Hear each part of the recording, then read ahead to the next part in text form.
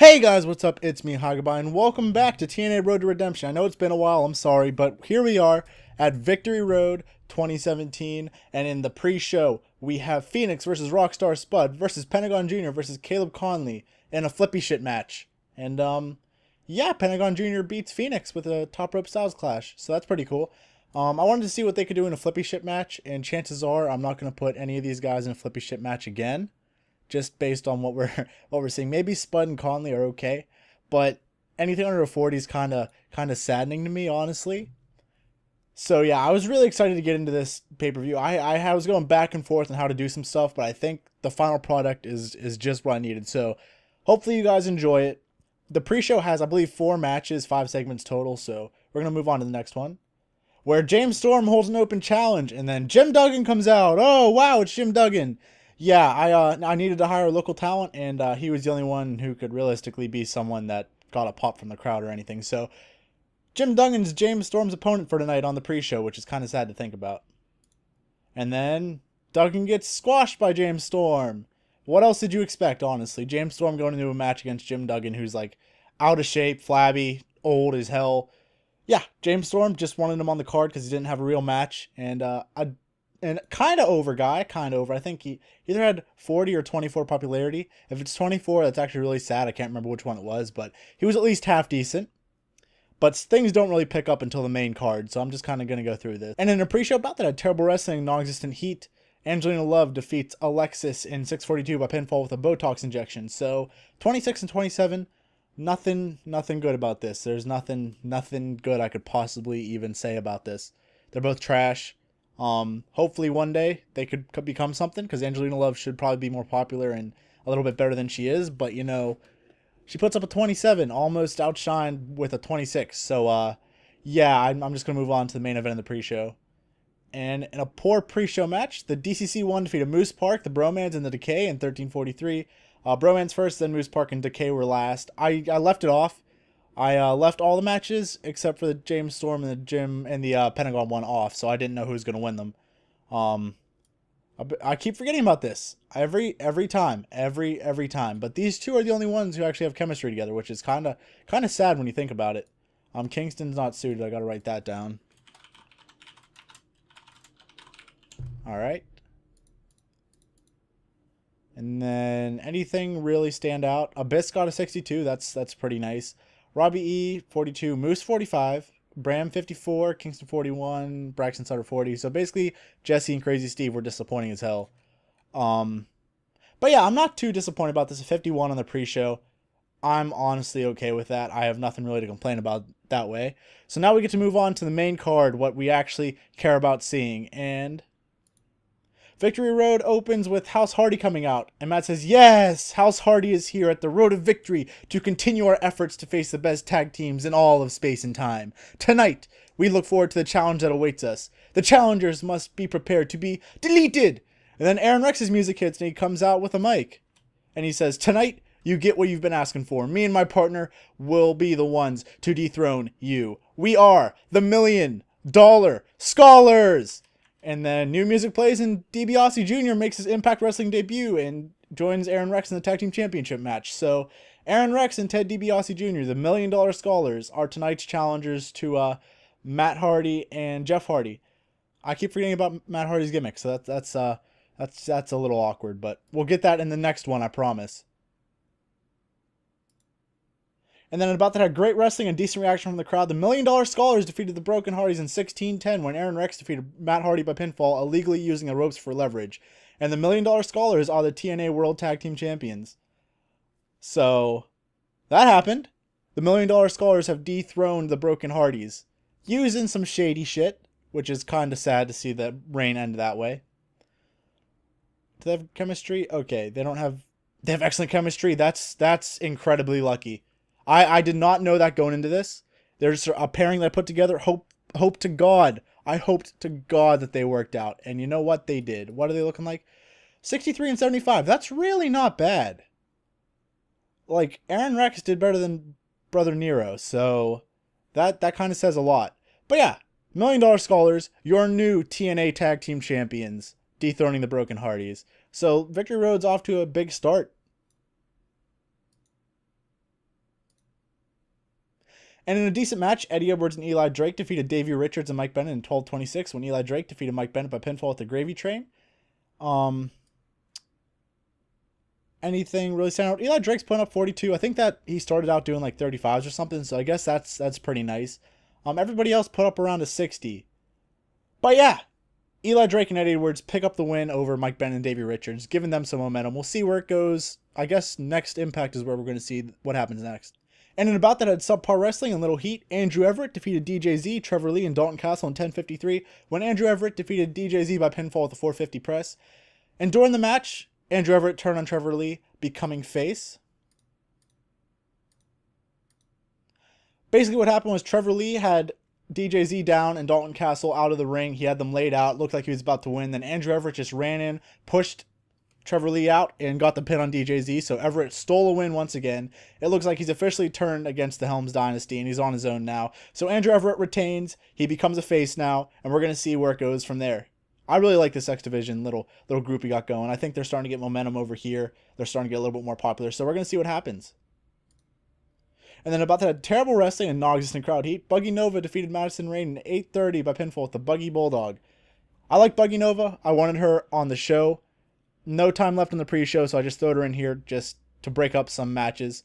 And yeah, she put up a 24, so hopefully we can get that up to maybe like a 30 or 40 in the next couple weeks, because 24 is not going to cut it when Madison Rayne puts up 44s. That's no bueno, no bueno. And in about that had subpar wrestling and little heat, Rosemary defeated Jade, Candice LeRae, and Sienna in 10:03 when Rosemary defeated Jade by submission with the Spider's Twist, and she defends her Knockouts title. So Rosemary retains. The odds were against her, but somehow she managed to make it happen. She is still your Knockouts champion. She put up a 37. Sienna kind of disappointed me. I thought she put up around a 40. Jade put up a 39. Candice LeRae carried the match, which is kind of really surprising, actually. That's actually really surprising that Candice LeRae was the best. But yeah, Rosemary retained, so looking good for her. And then here we go, a little hype promo for EC3 and Drew Galloway's match, which is up next. Then in a decent match, EC3 defeated Drew Galloway when Drew Galloway was disqualified when the King ran in and attacked EC3. So the King makes his debut, but he does it in attacking EC3. And after the match, Drew and the King beat EC3 down. Galloway hits him with the C4 dropkick, and then EC3 turns right around into a bull hammer from the King. The King is Wade Barrett. The former Wade Barrett is now here in TNA Impact Wrestling. And after they hit him and knock him down, Galloway grabs his King of the Mountain Championship and walks up to the ramp to the back with the King following him. So it looks like they have their own little alliance going. The King and Drew Galloway look like they're still buddies. They are in real life. Looks like they kept that going in TNA. So we're going to see where it goes, but adding the King, adding Wade Barrett is a huge, huge addition to TNA, and hopefully this leads somewhere good. And then for the main event, it's the hype package for the Perfect 10 versus Lashley for the TNA Championship. And in a decent match, Perfect 10 defeated Lashley in 15:29 with a fast roll-up, and Perfect 10 won the TNA Heavyweight title. Basically, Lashley had him down. He was kind of gloating over him. He was just taking his time, taking him lightly, and then Perfect 10 just grabbed him, rolled him up, and got the 3 count, and Perfect 10 is the TNA World Heavyweight Champion now. And then after the match, Lashley is beside himself, and he loses it and attacks the Perfect 10. He beats him down using the TNA Championship as a weapon, hitting him with it repeatedly, and throws him outside the ring. Lashley picks him up for a Dominator and sends the Perfect 10 through the announce table, and then he grabs the TNA Championship and lays it over his knocked out body and walks to the back as Victory Road goes off the air. So Lashley lost his shit. Lashley is not taking that. So Lashley laid him out. It looks like Perfect 10's injured. He's not moving. He hasn't moved since it gone off air. He's just laying there on the announcer's table. So next Impact, we're going to see what happens with Lashley, what happens next, because I don't know what kind of shape Perfect 10 is. I don't know if he's in good enough shape to compete. I don't know what's next for him. So overall, it got a 68. I feel like it would have gotten better if it didn't end on 55. I was kind of disappointed by that. But you know what? Make speech time. Let's give Aaron Rex some props. Let's say pointing out, compliment on a good performance. We'll give Broken Matt Hardy. We'll give him a great performance because he was a little upset that he didn't win that match. And then we'll do Was it? Oh, Dalton Castle wasn't happy about losing, so we're just gonna give him a hug. Let's give Dalton Castle a hug. All right, they're all gonna see him, please. Okay. So that was Victory Road. I'm pretty happy with the pay-per-view. Some pretty big changes happened. We got a new TNA champion. We got new tag team champions. Aaron Rex is okay. Aaron Rex wants to move up. Cool, nice. Got a 0.29 buy rate. I hate this kind of stuff. I'm so sorry that I didn't meet your requirements. Big morale issues. Yeah, that's no bueno. Let's do a quick auto push. Let's see where people are set to right now. Main eventers. We got the King, EC3, James Storm, Cody, Drew Galloway. Aaron Rex is the newest addition to that, and then Matt Hardy. Upper mid Carters. Anybody new? I don't think Mike Bennett's new.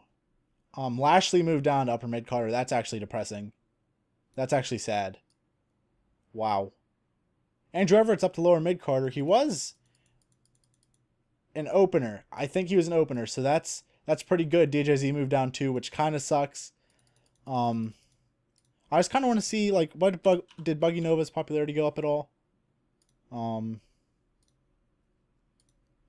It did not. It did not go up 1, so that kind of sucks. What about Perfect 10? Did his popularity go up whatsoever? Where's popularity there? It did. A lot. Actually, a lot. Wow. Okay, so we're doing good work with him. Anybody else that might have changed? I guess Aaron Rex, we could check his. Because he won the tag title, so that should have boosted up at least a little bit. I lied. He went up like 4, it looks like. So I guess that's not bad. Let's just look at how our titles are doing. Drew Galloway, 54. I don't remember what it was before. Actually, let's just, Prestige. Okay, so we brought it up. We brought it up, that's good. Did this change? Okay, this went down 1, that's kind of sad. What about this? Oh, is it stuck at 71 if it's a main event title? It shouldn't be. I don't know why it hasn't moved up at least once. These went up a lot, so that's good. The Hardys did some good work. Then the X Division title, I think it went up? It did not. It stayed the exact same. Okay. But, as you can see, for our 2 matches that we've had, it improved drastically, so... What's Everett? That's who else I wanted to check. My bad. I'm kind of all over the place. I'm still getting back into the groove of actually recording, so... We're doing okay. We got him up 10 by now, so that's pretty good. He is our X Division champion. I hope to God he stays for a while. I hope he starts getting better and better. Let's do creative meeting. Franchise players, King, Rex, EC3, Storm, and Hardy. Okay. Next big things. Perfect. Hot prospects, Jade, Phoenix, Marty, Bell, Laurel Van Ness, and Caleb Conley. Okay. Talk the talk, Heyman, Rex, the Pope, EC3, and Matt Hardy. And then we got Jay Lethal, Dalton Castle, Aaron Rex, Dave Richards, and Pentagon. Okay. Is that Showstoppers? Yeah. Ring Generals, Jay Lethal, Davey, The King, Matt Hardy, and Gail Kim. Okay. Who's hot? Andrew Everett. That's what I like to see. Eli Drake, Perfect 10. Lashley's still up there. And Matt Hardy. And then who's not? The people you probably expected to see. Tom Decline. Yeah. And then who's some hidden gems? Okay, they really want us to pick up Colt Cabana, which I'm tempted to do. Let me know what you guys think about Colt Cabana as a commentator beside Paul Heyman, because I think that could be pretty nice. I'm seriously considering it. We wanted to do Kingston. We wanted to change his heel. Let's just go with Cocky. Why not? I don't care too much, honestly. So we could just get rid of, I didn't mean to save it. We could just get rid of that. And then go to Lashley. Give him like a lot of money because I don't want him to be angry at any point in time.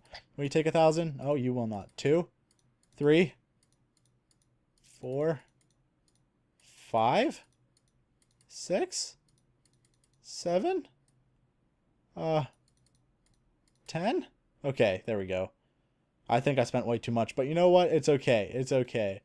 Our championships are looking pretty solid. I think we have a good round of champions. I don't know what's going to happen with Perfect 10 because he might have been injured. I'm not sure what's exactly going to happen, what Dixie Carter is going to do regarding that, so we're going to have to find out. But yeah, it's looking pretty good. I like how TNA is looking right now. I really do like it. I'm not trying to shake it up too much, bringing like too much outside talent, like bringing all these guys, like just guys who could all of a sudden come in and be main eventers. Like I brought in Perfect 10 and the King and DiBiase, and that's really all I did. It's nothing like company changing. It's just stuff to help make us a legitimate threat to being one of the top companies. Because right now, this is really all we have to compete with. I'd say some of our upper mid carders, like our main eventers, of course, are going to be draws. We have the Perfect 10, who hopefully will be a main eventer soon. I don't know why he isn't already. Mike Bennett is someone. Brother Nero, obviously. Ted DiBiase, Lashley, obviously. Eli Drake, hopefully in the future he could be something. The Wolves. Moose Park, maybe that could be something. Andrew Everett, maybe. Mid-Carter at some point in the future. That'd be pretty cool. But yeah, sorry, I've just kind of been rambling, just looking at random stuff. But I hope you guys enjoyed Victory Road. I'm sorry if I seemed a little bit awkward. I'm kind of in a hurry because I have stuff to do, so I kind of wanted to get this recorded so I can get it up for you guys as soon as possible. Thank you all for watching. Let me know what you think about Colt Cabana and Paul Heyman as commentators for TNA. And I will talk to you all in the next episode. Thank you all for watching. Bye!